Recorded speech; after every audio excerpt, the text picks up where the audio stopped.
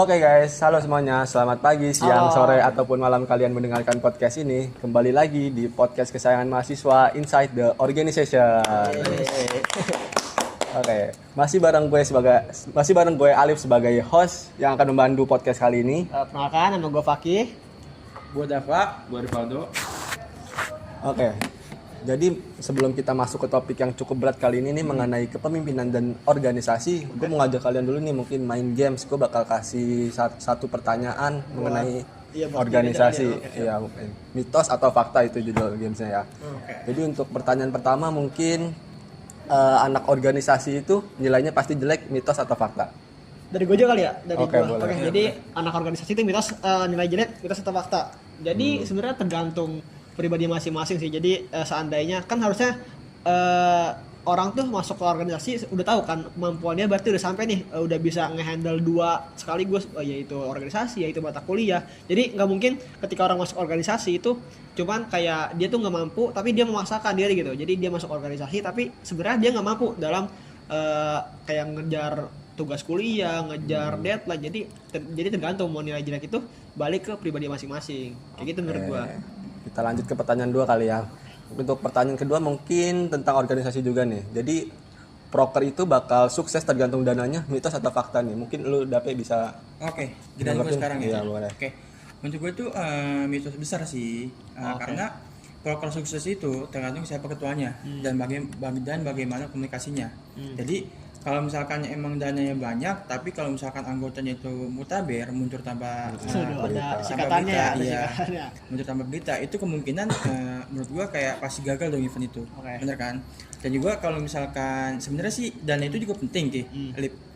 Cuman kalau misalkan emang dari ketuanya itu nggak bisa berkomunikasi dengan anggotanya, mungkin pasti gagal. Bakal event berantakan itu. juga ya. Bakal berantakan juga. Semakin seru nih guys topiknya. Mungkin kita lanjut lagi ya Oke, siap. ke topik utama kita nih, kepemimpinan dan organisasi. Jadi pas banget sama topik kita hari ini nih. Kita bakal bedah kenapa sih di organisasi itu kayak banyak dramanya.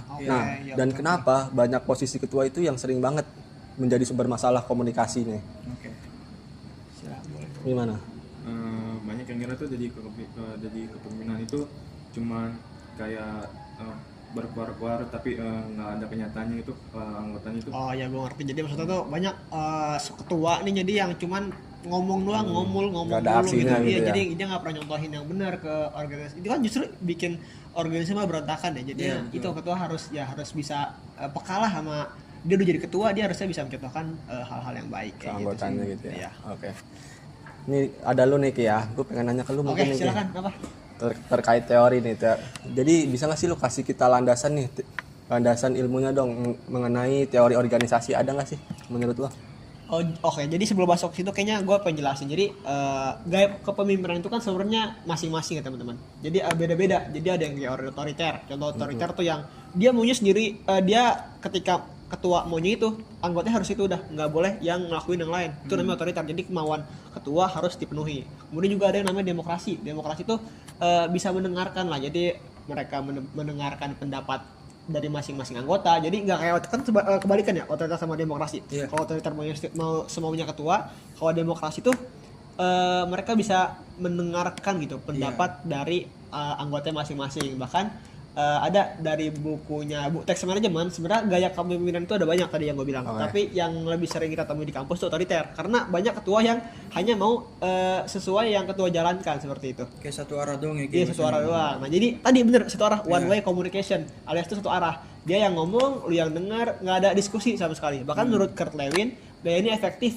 lebih kalau lagi krisis. Dan juga ada juga yang namanya communication noise. Ya di era sekarang itu musuh utama tuh text messaging. Jadi contoh Alip, jadi contoh gue ngechat ke Alip nih. Gue contoh ke Alip, gue pengen memulai awal pembicaraan itu dengan mungkin kata woi kan karena udah akrab ya.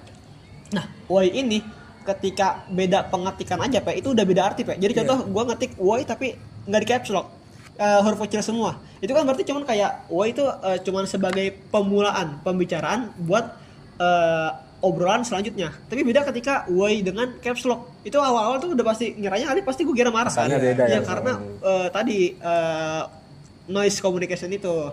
Terus bahkan ada riset dari Albert Bahrain, tadi namanya ada aturan 7, 38 sama 55. Oke, boleh jelasin tuh.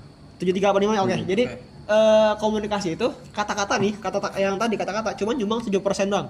Terus kemudian tadi 38 itu nada suara dan terakhir 55% bahasa tubuh. Nah, jadi bayangin coba kalau marah-marah tadi lewat chat WhatsApp, nada suaranya kan nggak ada. Jadi kita tuh ngechat Alif kan cuma kelihatan dari ketikan doang kan. Nada suara nggak ada, obrolan secara lisan nggak ada, bahkan bahasa Gerakan tubuh tuh tubuh nggak ada juga kan. Jadi kita nggak tahu bagaimana Alif nih, gua nih ngechat Alif itu marah apa enggak kayak gitu. Oke, teorinya udah dapet nih tadi yang lu sebutin kan 7, 38 dan 55, 55. betul. Oke, nah sekarang kita masuk nih ke segmen yang cukup penting. Lu nih Dap. Oke. Lu bisa nggak sih kasih contoh nyata dalam hidup lu yang pernah lu rasain gitu? Oke. Terkait organisasi ya. Mungkin ini benar-benar masih panas banget ya menurut gue ya, Apa tuh? karena masih baru-baru ini. Nah, jadi dari salah satu UKM di kampus kita samarkan nama ketuanya itu si Budi. Oke, Budi. Nah, si Budi itu ketua pelaksana event seminar nasional. Oke. Terus Terus awalnya itu Budi ini kelihatan karismatik. oke. Nah, cuman pas dapat 2 bulan kemudian dia tuh kayak kelihatan menganut micromanagement via chat. Apa tuh? Kayak Mikro, apa tuh? bisa Gimana jelasin contohnya? nggak, Pe? Micromanagement via chat itu kayak contohnya itu kayak misalkan dia ngetek-ngetek orang di grup Ki. Nge-tag orang di grup dalam Nah. kenapa lanjutin? Jadi kayak misalkan contohnya gue ngetek orang tuh kayak misalkan lu Ki. Iya. Nah, mana rondonya Ki gitu. Oh, langsung iya betul. Terus gue ngetek si Alif juga mana Susunan acaranya. susunan acaranya.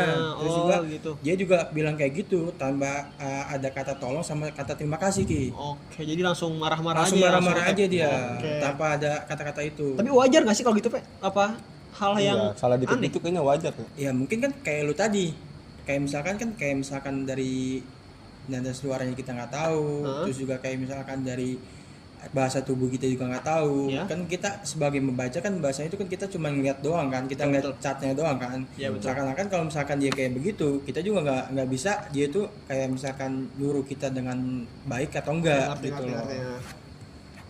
Oh gitu, jadi langsung ngetek aja, langsung nge-tag aja langsung dia. tanpa ada basa-basi itu langsung ngemarahin Marahin anggotanya. anggotanya. Itu justru bikin Males buat nggak sih? buat anggota jadi ini nggak sih, buat anggota jadi langsung turun.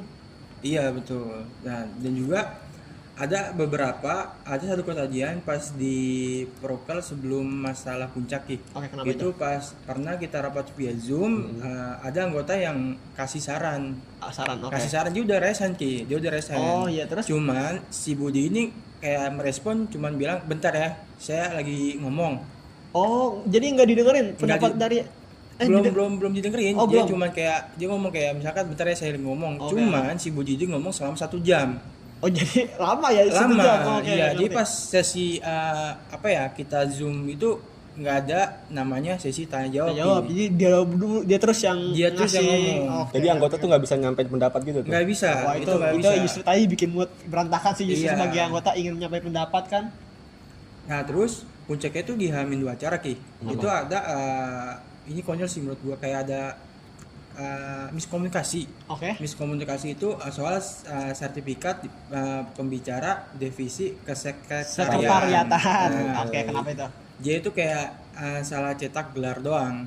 Oke, terus? Nah terus menurut gue sih ya kalau sebagian orang tuh bilangnya wajar ya. Iya, bisa dimaafkan Salah lah dikit ya. wajar Iya, nggak salah sih dikit kayak wajar gitu? nggak sih? Bisa Iya, benar. dimaafkan. Cuman Tapi dari budinya, dari si Budi respon Budi itu beda Ki. kenapa dia tuh? Dia tuh foto sertifikat yang salah.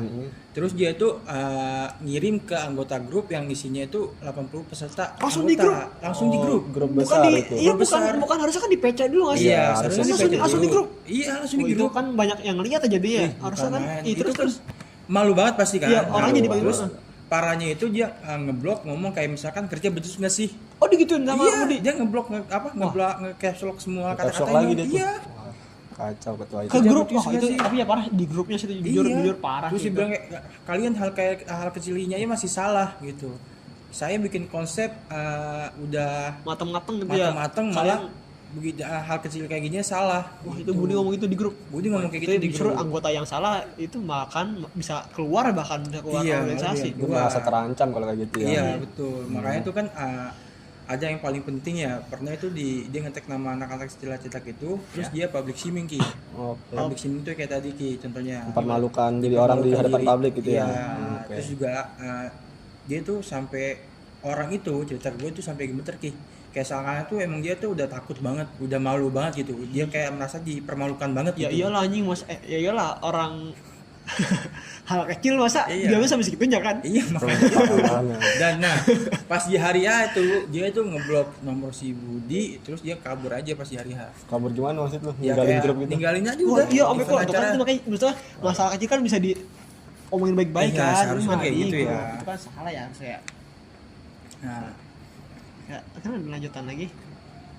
Udah, udah segitu. Oke. mungkin segitu aja Enggak, sih. tadi karena- seru ada lagi ya Lip ya. Iya, Kita seru iya, masih iya. lanjut lagi. Oke, kita lanjut mungkin ya. Lu nih Dok, lu tadi mungkin gue pengen nanya ke lu nih Dok. Udah tadi nggak ngomong. Gue bakal jadi sisi yang berbeda mungkin di file advokat. Mungkin dari tadi kan kalian nih pada setuju aja ya dari yang Pak gue tanya. Nah, gue di sini bakal jadi sisi yang berbeda, kayak gue bakal nanya ke lu nih. Budi itu kan sebagai ketua dan dia menanggung beban yang cukup berat, Dok. Wajar nggak sih kalau dia marah-marah kayak gitu? Jadi gini Lip, marah sih itu wajar, tapi kan kita harus tahu juga kondisinya itu kan. Bagaimana cara meluapkan marahnya itu ke anggota yang sedang bekerja gitu loh. Jadi kedewasaan kepemimpinan itu, marah itu bukan seharusnya kita harus meluapkan kemarahan kita tuh ke anggota tersebut gitu. Jadi secara sopannya itu kita harus tegur dengan baik-baik, atau kita kasih saran ke dia, ini harus dikerjain dengan begini gitu. Harus marah-marah gitu Makanya ya. beda tegas sama kasar. Jadi kan takutnya anggotanya salah nangkep mungkin Iya, dikira tegas malah kasar kayak gitu. Nah, Gitu jadi kan. dari analisis gue ini itu kesalahan Budi itu bukan karena hanya menuntut kerjaan yang ditunda-tunda gitu, tapi dia gagal membangun psikologikal safety gitu dalam teori Oh, ada teorinya, Iya, Google ada Project. teorinya. Harus tahu nggak sih? Iya, harus Iya, itu gue pernah tahu sih. Lo pernah tahu? Tahu Iya, juga. gue pernah baca sih. Oh, berarti. Apa tuh aja? Jadi gini, kalau mereka tim yang sukses itu tim yang anggota itu yang merasa Aman bikin gitu ya? aman gitu, tanpa ada kesalahan sedikit pun gitu. Nah, Jadi mungkin menurut lu kalau anggota ini merasa aman dan kinerja mereka tuh bakal naik gitu ya? Iya betul. Dan juga kan mereka juga Jadi, takut.